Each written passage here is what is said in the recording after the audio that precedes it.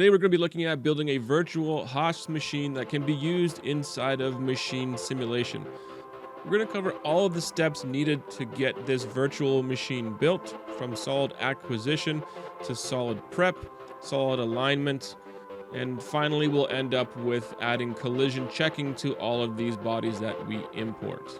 Once you've gone through this video, you'll know enough about machine assembly for machine sim that you'll even be able to do those obscure machine assemblies.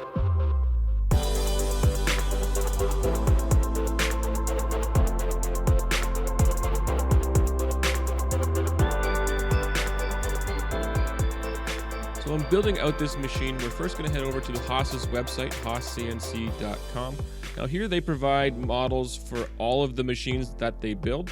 And today we're going to be building out a VF3. So when we go to view their models, we can just scroll down and find the actual link to the VF3 machine.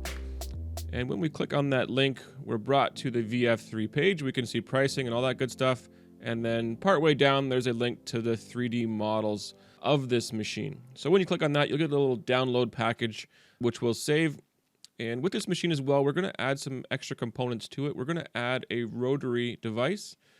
And again, Haas has 3D models of all their rotaries and trunnions as well. So just click on the view models link, and we are after the HRT210. Again, partway down, there's a link to the 3D model. When you click on that, another download package will save. So with that, we've got our two packages now. Let's go and have a look and see what's actually inside of these download packages. So here I am in File Explorer. Here is the two downloaded zip files. Obviously, first thing we need to do is extract them or unzip them. And when we do, we'll see that we're provided with two file types for each package. So we'll get a step version and a parasolid file. Opening the step files, I've not had great luck. I tend to get some issues with stitching of surfaces and solids, which still works. The majority of the machine comes in, but you're going to see the auger off to the left there. I'm missing some components. So I have had better luck with the parasolid files. They are a smaller file anyways, and there's no difference once you've brought the information in, but we still need to delete some entities and do some rearranging, which if you have access to SolidWorks, you might find this would work a little easier in SolidWorks because the files will come in with their subassemblies intact, so we can hide, delete, suppress features a little bit quicker that way with that solid tree. But for this video, we will be going through editing, deleting, modifying, rearranging everything within Mastercam. So we'll start cleaning this file up here in Mastercam, and I think the easiest way to go about this is the very first thing to do is to make some levels where we're going to keep our geometry. So what we're going to do here is separate everything that we need in this file into different axis motion. So we're going to have a Z-axis, we'll have an X-axis, we'll have a Y-axis, an A-axis as well, and then finally we'll have a machine housing level, which will be used for things that aren't moving in any one of these axes. Okay, so I've got these 5 levels here, and basically everything that's on my screen right now that I want to keep is going to end up on one of these levels, depending on the motion that component will make inside of the machine. So obviously, maybe it's not obvious, but this here is part of the Z-axis. It's all part of that machine housing that carries the spindle. This is some sheet metal that covers all of the internals there. So all of this will be moving in the Z-axis. So what I'm just going to do is select as much as I can of the stuff I can see, which seems to be about that much. Let's go right-click, and we're going to move this into my Z-axis is level 1000. So let's move it over to level 1000. And what I can do is actually turn the visibility of these levels completely off. Okay, so as I assign these solids to a specific subset here, it will disappear from my screen. My screen will slowly become more manageable as far as being able to see things, and then we'll be able to delete some excess stuff in here as well. Because it may be tough to tell, but this machine does come with some options, multiple options enabled. So it's got the big tool changer on here, and then inside, if I switch to a wireframe and zoom in, you can kind of see it. There's another option tool changer in there as well. And for the most part, I don't think we need to keep this in our file for simulation. It's not going to really benefit us. It's not inside of the machining envelope. It should never become something we need to look at as far as collisions are concerned. But obviously, if you want to include that just for bling in your machine sim, obviously you can. So I'm starting to get some stuff placed off into their specific level. I think it's a good time in here, now that we can really see a lot more of the machine, is to come in and peek at some of the excess stuff that's here that is really not going to provide much of a benefit to us as far as simulation goes. So if I zoom in, I've got the majority of my Z-axis housing over on its Z-axis level, but components like this, the little roller guide, these guys, you know, if we don't include those in our simulation, it's probably fine, and we'll never see this. It'll be buried inside the housing anyways, so stuff like that you can definitely leave out. Same with the rails that go with it. Parts like that you can leave out.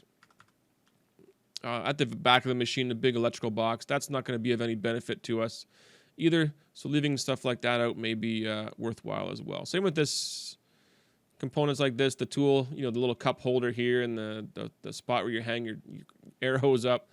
The little tool changer arm here, that guy can go as well. The clipboard, things of that nature are not going to benefit your machine sim. It's just going to weigh it down because you've got all that extra information in there. So definitely don't put it in unless you really, really need it. Now, as far as how do we divide out this part of the machine? So we know the spindle, the Z-axis moves up and down, and it moves up and down its own. So that one's kind of easy to figure out. But X and Y, we have to maybe do a little bit more thinking here.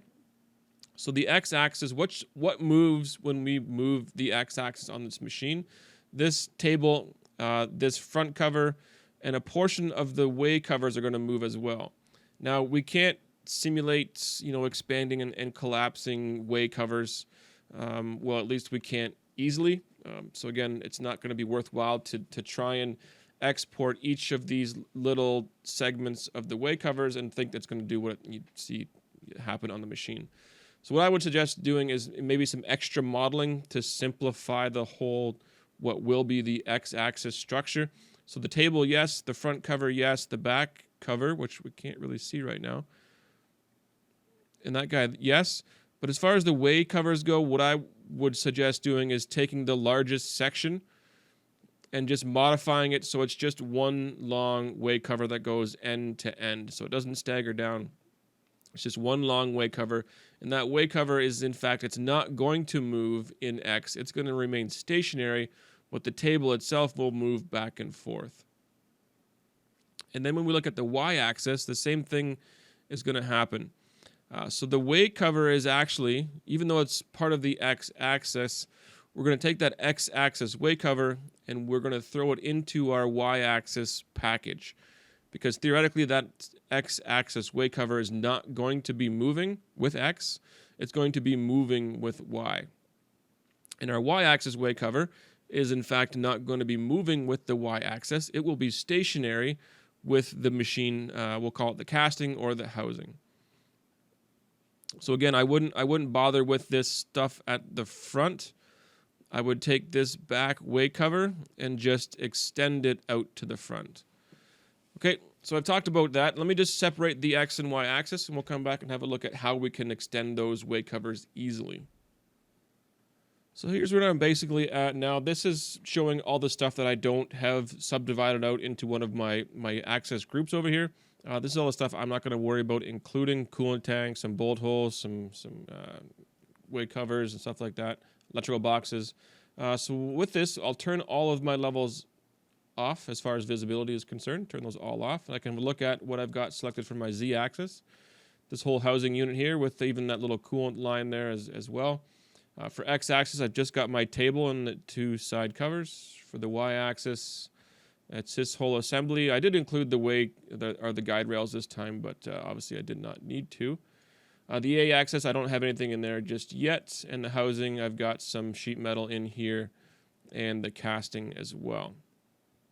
So let's go back to our way covers. As I mentioned, we're going to modify these so that this one is a straight way cover that covers the entire section.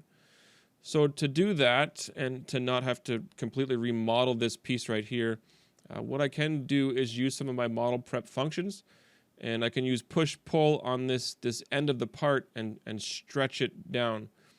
But to do that first, basically I just want a square weight cover. I want to get rid of these holes. I want to get rid of this cutout. I want to get rid of this bend, and then I can just easily, drag one side over that way and drag this side over that way. So to drag this, I want to get rid of this flange here first. I'll use a model prep function here called modify feature, and I'm going to do a remove. But when I do this remove, I just need to make sure I select every single face of this feature. Let me just change my pivot point over to here. So I need to get this end as well here, and I also need to get up inside of it and get that that rad and that flat in there as well. And then whip over to the other side of the parts and get these faces right here. So with all the faces of that feature selected, I should be able to just simply remove it. Okay. Now, same thing over here. Let's hope we can do the same sort of thing with our model prep, modify feature. If I can just select the faces of the feature I want to remove, which is this cutout section.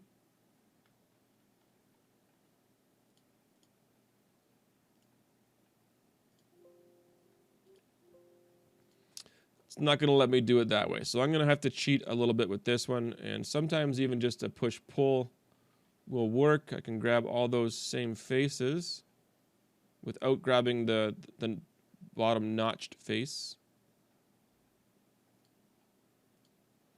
And I'm just going to pull it out to match this step. Just not getting that snap point. There, we got it. Just have to hold your tongue the right way. Okay, so with that, we could also get rid of these holes.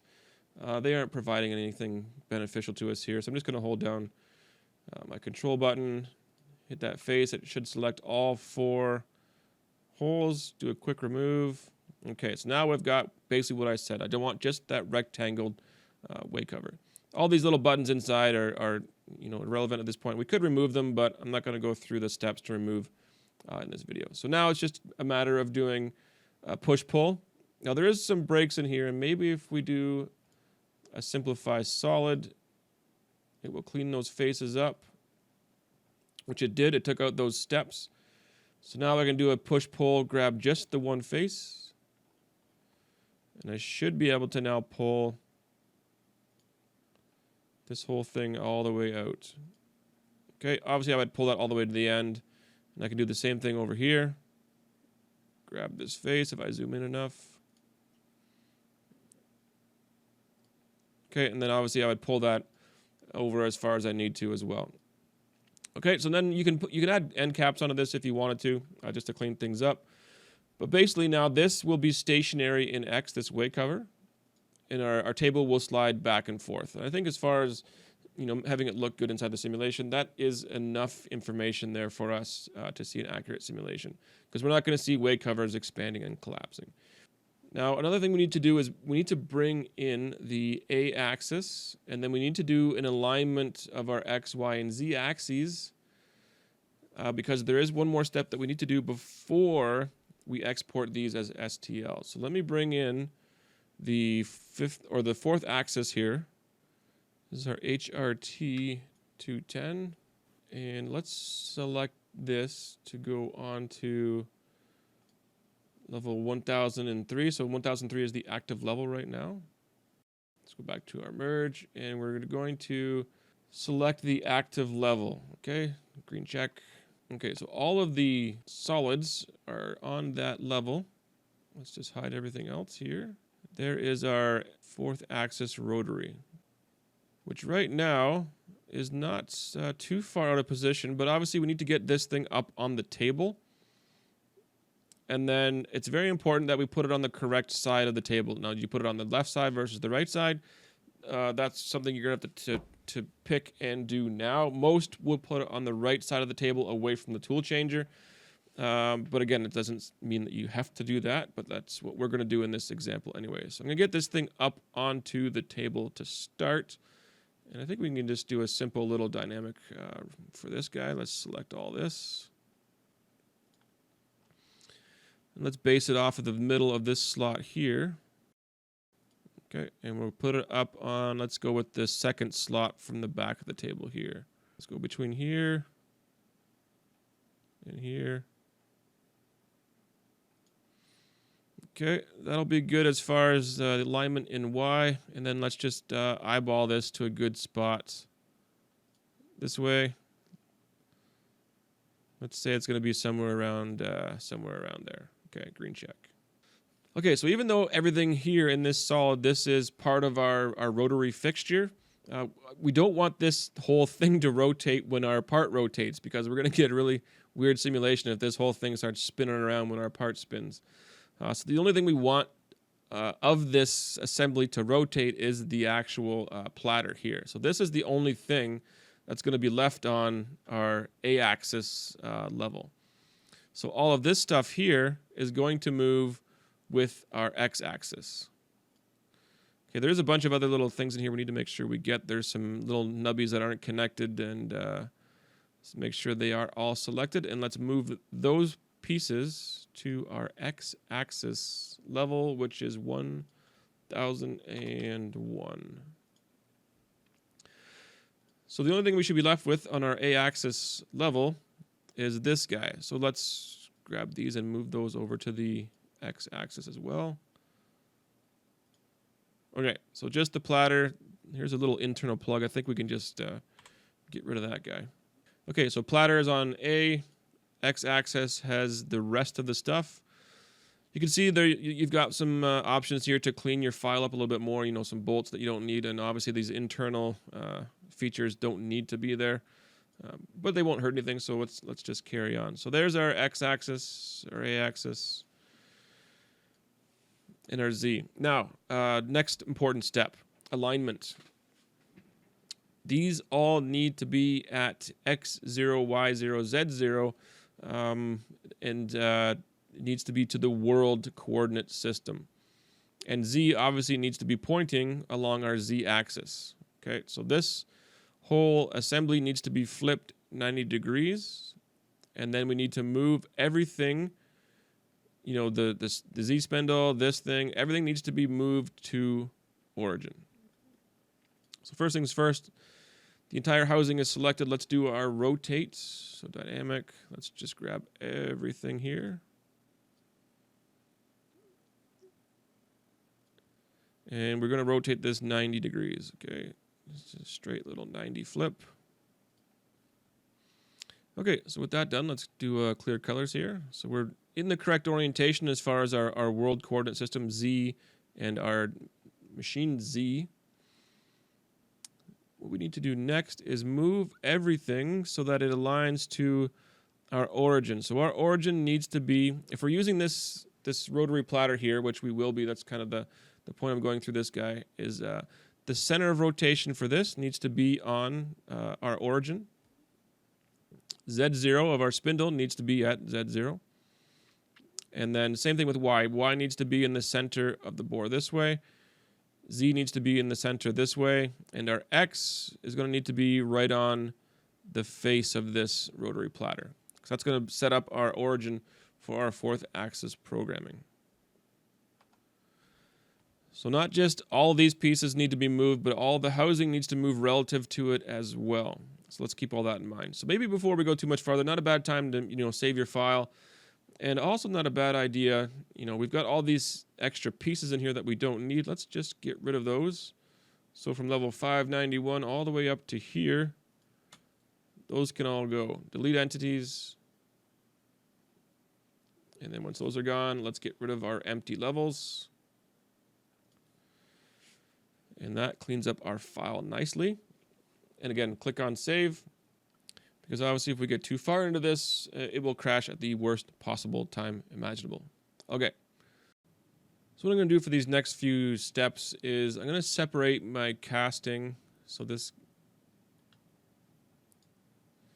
guy and this guy onto its own level. And basically, I'm not going to deal with the housing. Let's call this casting.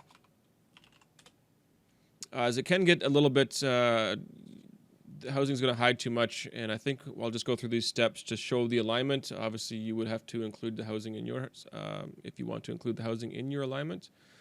So basically what I need to happen here is we need to get this whole machine needs to be moved to origin, but the origin needs to be at the center of the Z spindle rotation and the face, and the center of our A-axis rotation and the face. So both of those need to be at origin. Okay, so let's first get everything relative to the our A-axis rotation. So let's zoom in. Let's grab the center of it there. Okay, we're going to move it. Let's grab the ball. And we're going down to origin. Okay. So far, so good. Next thing we need to get, the Z needs to come down. So the face of the spindle is at Z origin as well.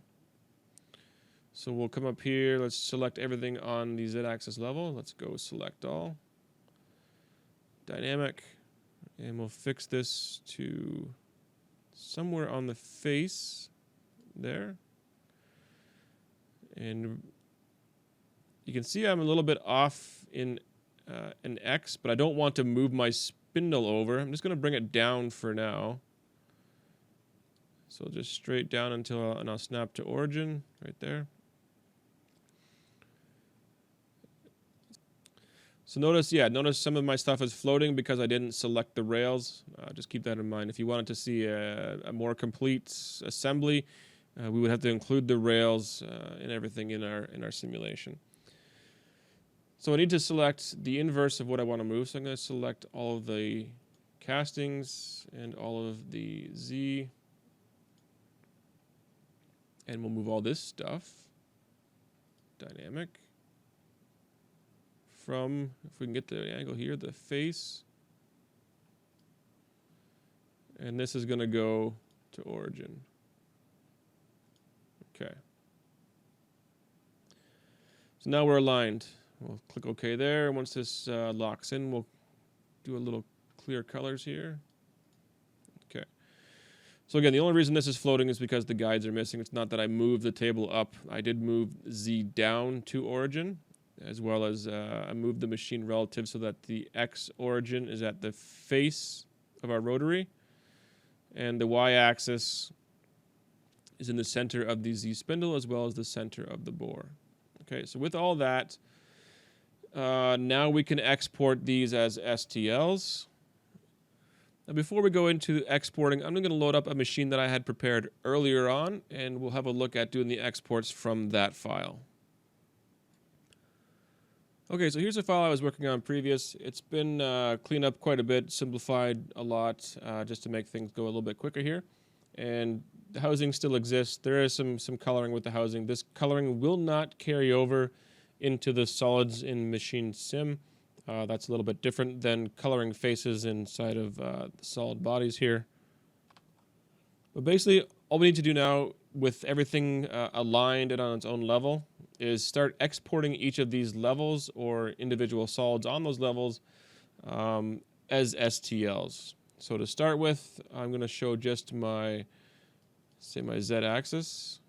So this is, in this file anyways, it's all been combined into just one solid. Keep in mind, if you wanted different components to be different colors, you would have to export individual solids. Say, for example, you wanted this whole unit to be white, except for this button you want it to be black. You would have to output the housing as one solid and the button as its own solid. And then when you bring it into Machine Sim, you can define each solid's own color.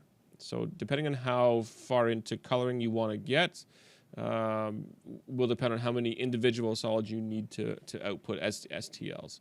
I'm keeping this one simple, so I'm only outputting one file for each component. So Z-axis here, I'm going to select it. I'm going to do a file, save some, and we're saving this as an STL. So from the pull down, make sure you pick STL. In the options, you can also change the resolution. Default is 20 thou for me.